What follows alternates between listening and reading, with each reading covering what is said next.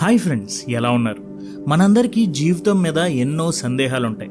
హ్యాపీనెస్ని ఎలా అచీవ్ చేయాలి, మనం కోరుకున్న డబ్బుని, కీర్తి ప్రతిష్టల్ని ఎలా సంపాదించుకోవాలి అనే ఆలోచనలు మనకి ఉంటాయి. మనిషిగా పుట్టినందుకు ఈ ఎగ్జిస్టెన్స్కి అసలు అర్థం ఉందా అని రకరకాల డౌట్లు కూడా వస్తాయి. సరే, ఇవన్నీ కాసేపు పక్కన పెట్టేసి లైఫ్లో లాస్ట్ స్టేజ్ గురించి మాట్లాడుకుందాం. ఈయనకి ఆల్రెడీ క్యాన్సర్ ఉంది. ఒక నెల రోజుల్లో చనిపోతాడు. ఈయన తన జీవితంలో 60 సంవత్సరాల పాటు ప్రపంచం అంతా తిరిగి మనిషి జీవితంలో ఫ్రీడమ్ అంటే ఏంటి, ఇన్నర్ పీస్ అంటే ఏంటి, అసలు లవ్ అంటే ఏంటి అని తాను తెలుసుకున్న సత్యాన్ని ఇతరులకి బోధించాడు. అలాంటి ఆయన ఈరోజు జీవితంలో చివరి దశలో డెత్ బెడ్ మీద ఉన్నాడు. అండ్ ఇక్కడ మనం మాట్లాడుకుంటుంది ఎవరి గురించే కాదు, ప్రపంచ ప్రఖ్యాత philosopher, spiritual teacher Jiddu Krishnamurti గురించి. అసలు చనిపోయే ముందు ఎవరికైనా సరే ఎలాంటి ఎమోషన్స్ ఉంటాయి, వాళ్ళ స్టేట్ ఆఫ్ మైండ్ ఎలా ఉంటుంది?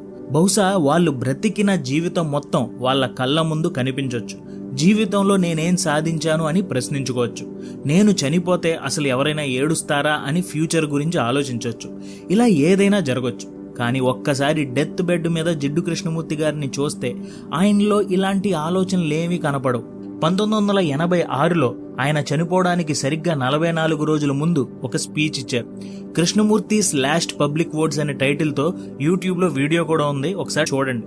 ఆ వీడియో చూస్తే మీకే అర్థమవుతుంది జిడ్డు కృష్ణమూర్తి గారి మనసులో ఉన్న ఆ ప్రశాంతత, సంతృప్తి, సంతోషం ఇవన్నీ బయట ప్రపంచంతో సంబంధం లేకుండా ఇంటర్నల్గా క్రియేట్ చేసుకున్నవి అని. క్యాన్సర్ వల్ల చనిపోతాను అని తెలిసినా కూడా ఆయన ప్రజెంట్ మూమెంట్లో చాలా పీస్ఫుల్గా బ్రతికారు.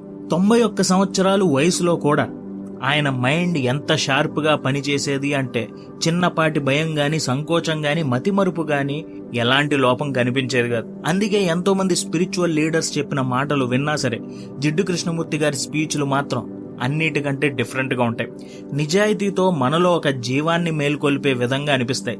కొంతమంది గురువులు చెప్పేది ఒకటైతే చేసేది ఇంకొకటి అవుతుంది. కానీ జిడ్డు కృష్ణమూర్తి మాత్రం తాను ఏదైతే బోధించాడో ఆ బోధనల్ని తన జీవితంలో మమేకం చేసుకున్నారు.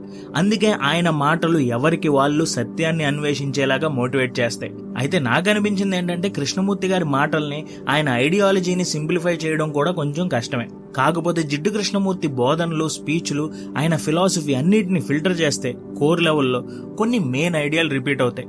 వాటి గురించి ఈ వీడియోలో మాట్లాడుకుందాం.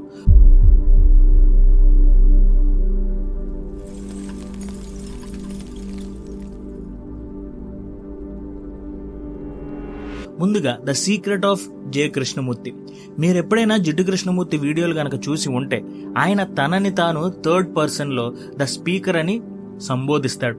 మిగిలిన గురువులాగా ఆయన ఎప్పుడూ కూడా తన పర్సనల్ లైఫ్ ఎక్స్పీరియన్సెస్ని బయట డిస్కస్ చేయలేదు. నేను చెప్పింది వినండి అని కాకుండా మిమ్మల్ని మీరే ప్రశ్నించుకోండి, మీరే సత్యాన్ని అన్వేషించండి అని చెప్తూ ఉండేవాళ్ళు. అలాగే తన మాటలు వినడానికి వచ్చిన వాళ్ళకు కూడా ఎలాంటి మెథడ్స్ కానీ, రూల్స్ కానీ చెప్పేవారు కాదు. అప్పట్లో చాలా మంది కృష్ణమూర్తిని ఎన్నో సంవత్సరాలు ఫాలో అయినా సరే అసలు ఈయన ఏం చెప్తున్నాడు అనే దాని మీద వాళ్ళకి క్లియర్ అండర్స్టాండింగ్ అనేది ఉండేది కాదు. అందుకే ఒకసారి సద్గురు అన్నాడు, Krishnamurti's mind was sharp like A blade cutting to the very essence of reality. Human life కి మీనింగ్ ఏంటి అనే ఫిలాసఫీని ఆయన ఒక డీప్ లెవెల్లో డొంక తిరుగుడు లేకుండా చాలా స్ట్రైట్ గా అడ్రస్ చేసేవాళ్ళు. కాకపోతే అది చాలా తక్కువ మందికి అర్థమయ్యేది. అయినా సరే ఆయన పెద్దగా పట్టించుకునేవాడు కాదు.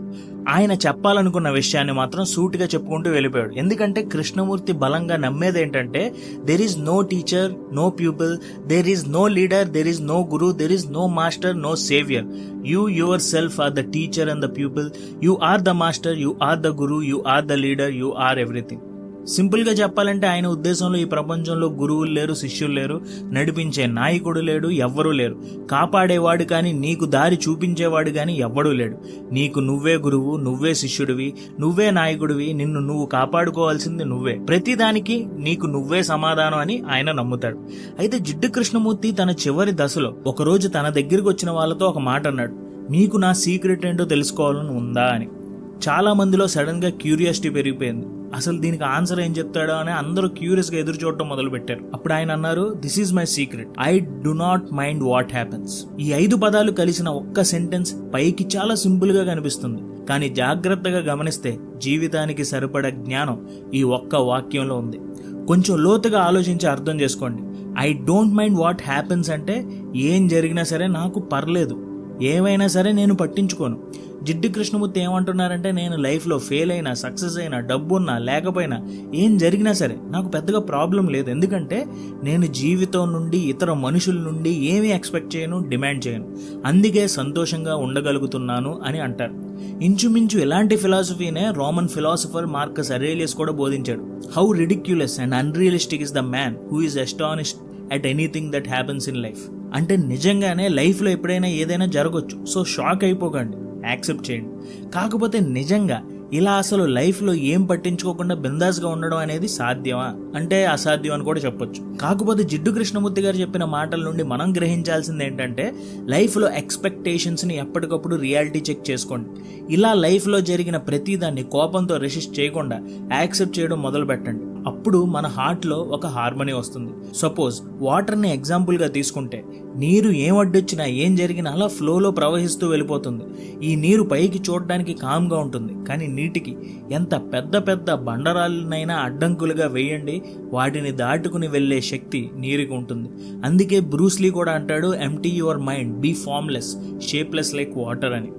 ఇలా మన మైండ్ కూడా ఎక్స్పెక్టేషన్స్ లేకుండా జరిగిన దాన్ని యాక్సెప్ట్ చేసి ఒక సాఫ్ట్ ఫోర్స్తో ముందుకెళ్తే పరిస్థితులు మనల్ని కంట్రోల్ చేయడం మానేసి మన మైండ్ మన కంట్రోల్లో ఉంటుంది, పరిస్థితులు మన కంట్రోల్లో ఉంటాయి. Next, the present moment. భగవద్గీతలో శ్రీకృష్ణుడు ఒక మాట చెప్తాడు, జయాపజయముల పట్ల మమకారాశక్తి విడిచిపెట్టి ఓ అర్జున నీ కర్తవ్య నిర్వహణలో స్థిరముగా ఉండుము. ఇటువంటి సమత్వ బుద్ధియే యోగము అని. ఈ శ్లోకం మన లైఫ్లో రిజల్ట్ని పక్కన పెట్టి ఆ ప్రాసెస్ని, పనిలో పెట్టే ఎఫర్ట్ని ఎంజాయ్ చేయమని చెప్తుంది. జనరల్గా లైఫ్లో మనం చేసే ప్రతి పనికి మోటివేషన్ మెయిన్గా చివరిలో వచ్చే రివార్డ్ని బట్టి ఉంటుంది. ఫర్ ఎగ్జాంపుల్, చిన్నప్పుడు మన పేరెంట్స్ స్కూల్లో జాయిన్ చేపిస్తారు, ఎందుకంటే స్కూల్లో మంచి మార్కులు తెచ్చుకుని పై చదువులు చదువుకుంటామని.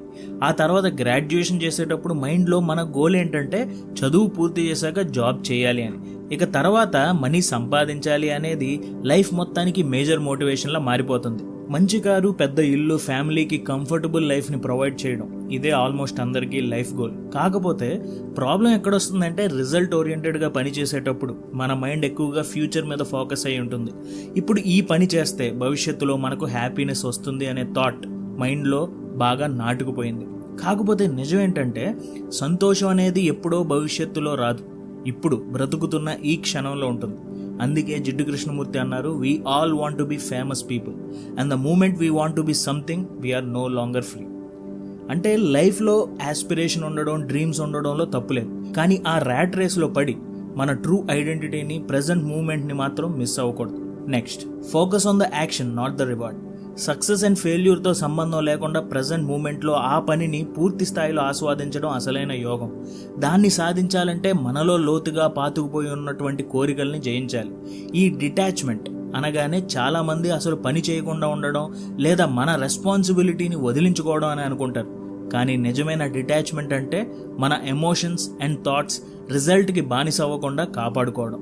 స్టాయిక్ ఫిలాసఫర్ ఎపిక్టీటస్ ఒక మాట చెప్పాడు, demand not that events should happen as you wish, but wish them to happen as they do happen and you will go on well. అంటే జీవితంలో ప్రతిదీ నువ్వు కోరుకున్నట్టుగా జరగాలి అని అనుకోకు.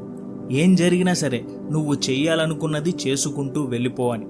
సో స్టాయిసిజం లేదా జిడ్డు కృష్ణమూర్తి మాటల నుండి నేర్చుకోవాల్సింది ఏంటంటే, ప్రతి పనిని చిత్తశుద్ధితో చేయాలి, మన బెస్ట్ ఇవ్వాలి. కానీ తర్వాత సక్సెస్ వచ్చినా ఫెయిల్యూర్ వచ్చినా పట్టించుకోకుండా మనం చేయగలిగింది చేసుకుంటూ వెళ్ళిపోవాలి. Next, find your passion and purpose. ఇంతకుముందు పాయింట్లో మనం డిస్కస్ చేసాం, రిజల్ట్ కంటే కూడా ప్రాసెస్ని ఎంజాయ్ చేయమని. అలా ప్రాసెస్ని, జర్నీని ఆస్వాదించాలంటే మన ప్యాషన్ని ముందు కనుక్కోవాలి. సో మీకు నచ్చిన పని చేసేటప్పుడు యాక్షన్, రివార్డ్ రెండూ ఒకటవుతాయి. జిడ్డు కృష్ణమూర్తి ఏమంటారంటే, మీరు పని చేయాల్సింది కేవలం పని కోసం మాత్రమే కానీ దాని నుంచి వచ్చే రిజల్ట్ మీద ఆశతో కాదు. ఈ ప్రపంచంలో నువ్వు పుట్టింది నీకు నచ్చిన పని చేయడానికి. అది కనుక్కున్నప్పుడు జీవితం సులువైపోతుంది. మీ ప్యాషన్ని, ఈ ప్రపంచంలో పుట్టినందుకు ఒక పర్పస్ని వెతుక్కోండి. ఇప్పుడు మీరు చేస్తున్న పనిలో జెన్యూన్గా ప్రతి మూమెంట్ని మీరు ఎంజాయ్ చేయగలుగుతున్నారా ప్రశ్నించుకోండి. ఒకవేళ మీరు చేస్తున్న పనిని ఎవరు అప్రిషియేట్ చేయలేదు, డబ్బులు రావట్లేదు అన్నప్పుడు అయినా సరే ఆ పని చేస్తారా లేదా ఆలోచించండి. ఒకవేళ చెయ్యకపోతే మెయిన్ మోటివేషన్ పనిలో ప్యాషన్ కాదు, వేరేదేదో ఉంది. ఎవరో ఏదో అనుకుంటారని భయంతోనో లేదా సర్వైవల్ కోసమో తప్పదని తప్పక చేసే పని లాంగ్ టర్మ్లో సంతోషం ఇవ్వదు. స్టార్ట్ విత్ వై అనే బుక్లో రైటర్ సైమన్ చెప్తాడు, working hard for something we do not care about is called stress. Working hard for something we love is called passion. So లైఫ్లో స్ట్రెస్ ఉండకూడదు అంటే ప్యాషన్తో పనిచేయాలి. ఇక ఫైనల్గా the true purpose of a human being. ఇక్కడ purpose అంటే అందరికీ ఒకటే ఉంటుంది, లేదా అందరూ ఒకేలా బ్రతకాలి అని నా ఉద్దేశం కాదు. కానీ జిడ్డు కృష్ణమూర్తి చెప్పింది ఏంటంటే హ్యూమన్స్ అనవసరంగా సఫర్ అవుతున్నారని. రిలీజియన్, పాలిటిక్స్, సొసైటీ మనుషులందరినీ తెలియకుండానే ఎక్స్ప్లాయిట్ చేస్తున్నాయి. వాటి వల్ల మైండ్ న్యాచురల్ స్టేట్ నుండి ఒక కండిషన్డ్ కంట్రోల్ స్టేట్లోకి వెళ్ళిపోతుంది. అలాగే ఆయన మాటల్లో ముఖ్యంగా ఎక్కువసార్లు మెన్షన్ చేసింది ఏంటంటే ఐ లేదా ఐఆమ్. అంటే మనలో కొన్ని ఫీలింగ్స్ ఉంటాయి. ఈ నేను, నాది, నా వల్ల, నా కోసం, ఈ సెల్ఫ్ సెంటర్డ్ థింకింగ్ లేదా ఈగో అల్టిమేట్ హ్యూమన్ పొటెన్షియల్కి అడ్డుపడుతుంది. సో ఆయన అల్టిమేట్ పర్పస్ అంటే ఇది. స్పెసిఫిక్గా దీన్ని మాత్రమే ఫాలో అవ్వండి అని ఎప్పుడు ఆయన చెప్పలేదు.